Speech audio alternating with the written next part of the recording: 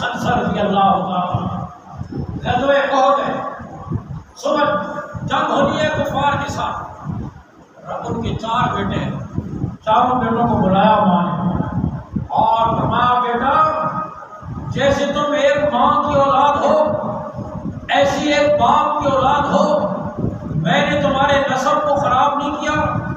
میں نے تمہارے باپ کی امانت میں خیانت نہیں کی، میں نے تمہارے ماموں کو بدنام نہیں کیا،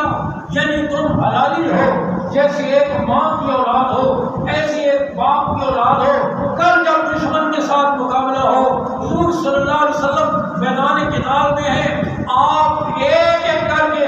چاروں کے چاروں شہید ہو جانا اور کل جنت میں ہم چاروں ماں بیٹا اکٹھے رہیں۔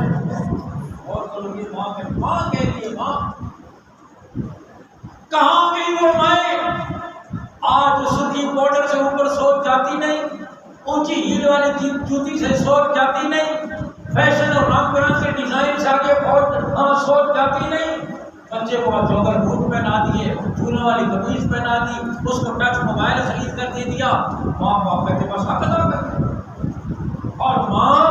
اپنے بچے کو سوچ، آج ہمارے ذہنوں پر انگریز کی عظمت بیٹھی ہوئی ہے، 100 سال حکومت کر کے نا، آج بھی ہم چھڑیاں تو لگا لیتے ہیں 14-10 کو، لیکن آزاد نہیں ہیں، غلام ہے غلام، ذہنی طور پر لباس میں غلام، آئین میں غلام، عدالت میں غلام، معیشت میں غلام، کہاں سے آزاد ہے؟ ماں بچے کو نہلاتی ہے، شرٹ پہناتی ہے، نکر پہناتی ہے، ٹائی لگاتی ہے، کمی کرتی ہے، سرما لگاتی ہے اور پھر پڑوسن کو آواز دیتی ہے، سکینہ تک نہ بڑا بدل کے جب انگریز لگتا،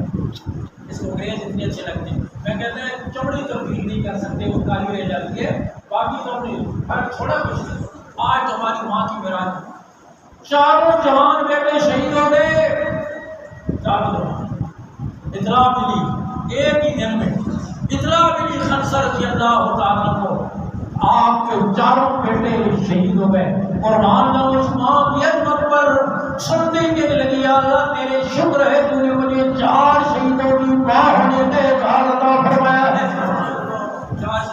آج کی ماں کہتی ہے یہ میرا اعزاز ہے، میں جرنیل کی ماں ہوں، میں ڈاکٹر کی ماں ہوں، میں انجینئر کی ماں ہوں، میں کروڑ پتی کی ماں ہوں، میں وزیر اور پارلیمنٹیرین کی ماں ہوں۔ اس وقت کی ماں یہ کہتی تھی، یا اللہ تیرا شکر ہے میں بدر والے کی ماں ہوں،